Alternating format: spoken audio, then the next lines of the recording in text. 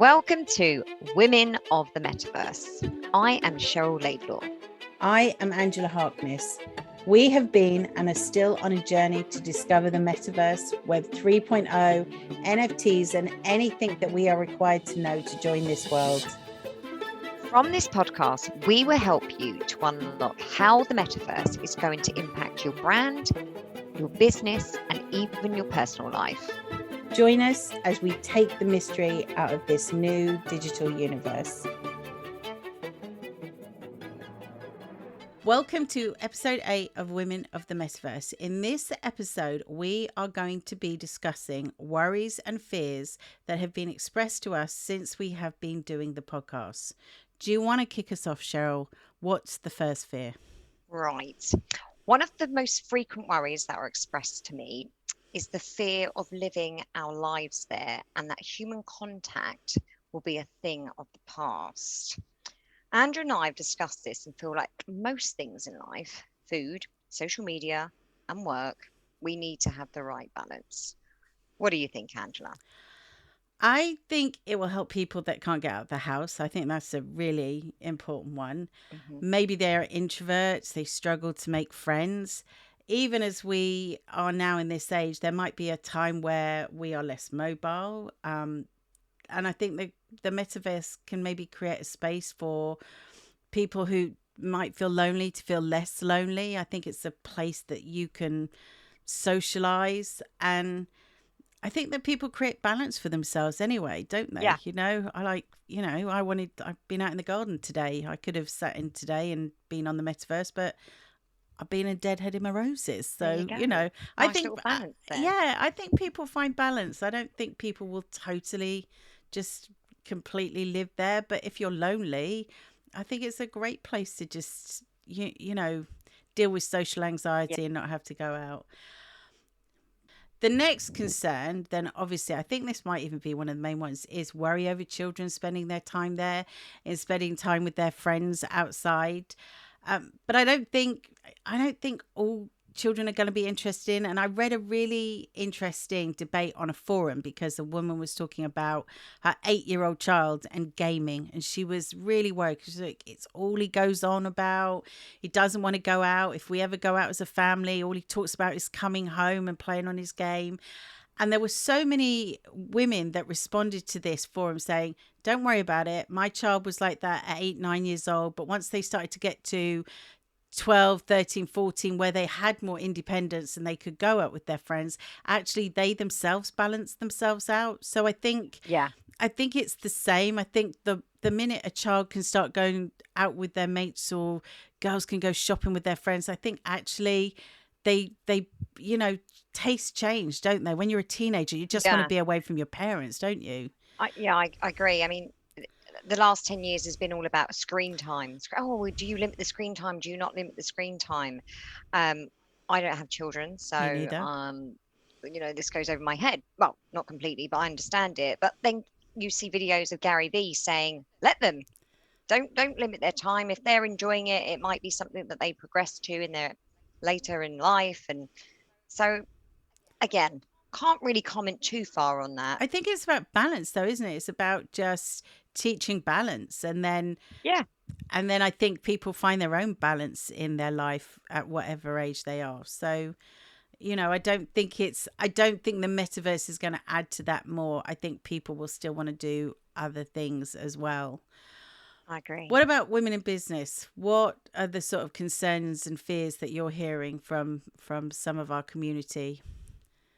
Okay, so learning new tech is something that came up, but the good news is that the more technology advances, the less we need to understand the background and the technology. I would stress more that it's the lingo that you need to learn at this point, as you can start to have discussions in the boardroom, in business meetings, and even out for dinner. Yeah, I agree. But, that we don't need to learn how to code. We don't need to find out the ins and outs of why, who, what, and when. I mean, we're going to research it anyway, but there really is no reason for you to find. No, I agree. But even if you look at websites, initially when websites came along, it was so complex to try and build a website, but then WordPress came along with templates, and it made it so much easier for you to Oh, we can drag and drop drag now. and drop, Yeah. and plug and play came in, and all of those things. And from our experience in trying to try things like Decentraland, it's so much easier. It kind of talks you through it anyway. And what was that game that we went into at different times on in the metaverse, where it shows you how to use the Oculus, and you've got to pick up, Oh, yes. I mean, it the technology is there now to show you exactly what you need to do. You don't need to be stressing over it. I don't think that's a concern. No, I would just say at this stage it's learning the Yeah, lingo. I agree. Um, and that won't take long to pick up No. because everyone will be talking about it at some Yeah. stage. And of course, you have us. Yes, exactly. Listen to our last video about blockchain. That will help. That would blow your mind. Yeah. But that said, about the technology, in 2000, it was probably around 2007, wasn't it? We kind of came up with similar resistance when we were talking about how powerful social media could be for your business. And we saw so many amazing women who could have had more success in their videos, in their business, if they wanted to, if they had taken the steps to utilize all of these tools that were available to them. There's an element that technology evolves. And if you want your business to grow, you have to be forward thinking. And then you have to involve and be up to date with the technology. So using I don't have time for the technology, there is an element of me that wants to come in with a bit of tough love and say, you have to advance your business. You have to understand, as technology moves on, you have to move your business on. You Yeah. We all know what happened to Blockbuster exactly. And Kodak, look at Kodak. and Woolworths. Yes. Yeah. And you cannot, I think we come across this sort of similar resistance when we started to talk about social media. I think people Yeah. thought that it was a fad, that it would go away, that it was just an addition to what they needed to do for their business rather than incorporating it into their business. And the same thing with the metaverse. And I think what's very strange with the metaverse is people think that it's just one thing. People think it's this thing that's almost going to switch over and people are all of a sudden going to start to use it. And what we're seeing as the metaverse today, in 10 years' time, is not what the metaverse is going to be. But the more you kind of start to plan and do your own research and just learn. I mean, Cheryl and I knew nothing 9 months ago, and we've had an amazing journey. We don't necessarily spend hours and hours a day learning it. A lot of it is from 3-minute TikTok videos that we've just passed backwards and forwards. Yeah. But I think Absolutely. if you want to, the tough love in me says, Ada wants to join in. Ada's saying you've got to do this too. Sorry about that, guys. If you want to advance your business, then you have to continue to advance with the technology. There's no other way around it, I'm afraid. So that's my little bit of tough love. But how about, one of the things we hear a lot about is jobs. So how is the advancement in technology going to affect jobs? Like all changes in techs, there's going to be changes in jobs. And there's going to be jobs that didn't exist when we were at school.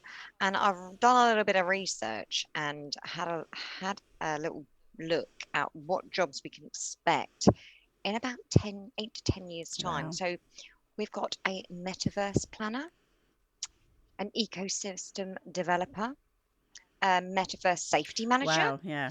a metaverse transparency officer, a metaverse health manager, a metaverse market researcher, I should say, a metaverse hardware builder, metaverse storyteller, metaverse bot master, an NFT strategist, and a blockchain engineer. That's just a few that I found.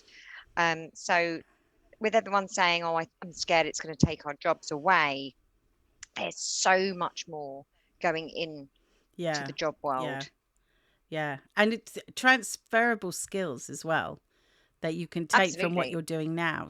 So I was talking to my niece the other day. It's not all, yeah, tech. No, I was talking to my niece the other day about events and how events are going to be massive and already are massive. Look at the Metaverse Fashion Week we've already talked about. So look at Absolutely. your transferable skills and where you can put that into the metaverse, because you can create jobs too. There's nothing, you know, you don't have to sit around and wait for people to do it for you. Come up with Yes, something, create your own job. absolutely. So Angela is passionate about retail progression and is desperate for it to move on and make her life easier. What do you want to see more in retail, Angela? So I'm really excited about this subject for me personally and also for businesses. And I think, again, there's this big concern about how it's going to affect current retail. And I sent a video to Cheryl. In fact, I sent a couple of them. One of them, and I think we might even have talked about this in our first episode, about how Walmart had imagined how you would shop in the metaverse. So you would literally have a trolley wandering around a virtual shop, picking goods off of the shelf and seeing goods and putting them in your trolley and checking out. And I loved this because it's so visual for me and so much more tangible than the current flat websites that we see. But in the comments, people are like, oh my God, what's the point in this? Why would I want to do this? Oh, more people are going to lose their jobs. More people, you know, cashless society. It was It people, was fear mongering, wasn't it? totally fear mongering. And then just the other day, I sent Cheryl another video about a woman that went shopping in Aldi. I don't know where in the UK. It was somewhere in the UK, but she now could download the app, wander around the store, put the stuff in her basket, go walk out the store, and there would be a scanner that would scan everything that she had bought and charge her for it. She didn't need to do anything else. And again, all the comments in the comments section were like, oh my God, more people losing their job, cashless society. Everybody, nobody liked it. And I thought I mean, who wants to stand in an Audi queue? Nobody. Audi deliberately have Audi and Lidl deliberately don't have large numbers of people on the tills, and you're always stood in a queue. But I read this and I thought people need to maybe be a little more open with their thinking, because probably most of those people have ordered from Amazon, probably ordered an online shop, probably have not used cash or limited cash in a very long time. I know some countries still prefer cash, but here in the UK, during the pandemic, it was really, you know, they tried to put a stop to it. And Well, I can remember about 15 years ago when my dad had a greengrocers, and the big the big scaremonger factor there was Sainsbury's is going to come. yeah, It's moving into our town, and it's going to take yeah, my dad's business yeah, away. And that's exactly what yeah. happened. And But everything it's moves just on. progression, isn't Yes. it? Yeah, everything does Yeah. move on. So what we're worried about now will Yeah. But move even on. if you think that 10 years ago, how many supermarket delivery drivers were there now? If you drive around anywhere, you see a Tesco's delivery van, an Ocado delivery van, a Sainsbury's delivery. They all pass in one another. That wasn't a job 10 years No, ago.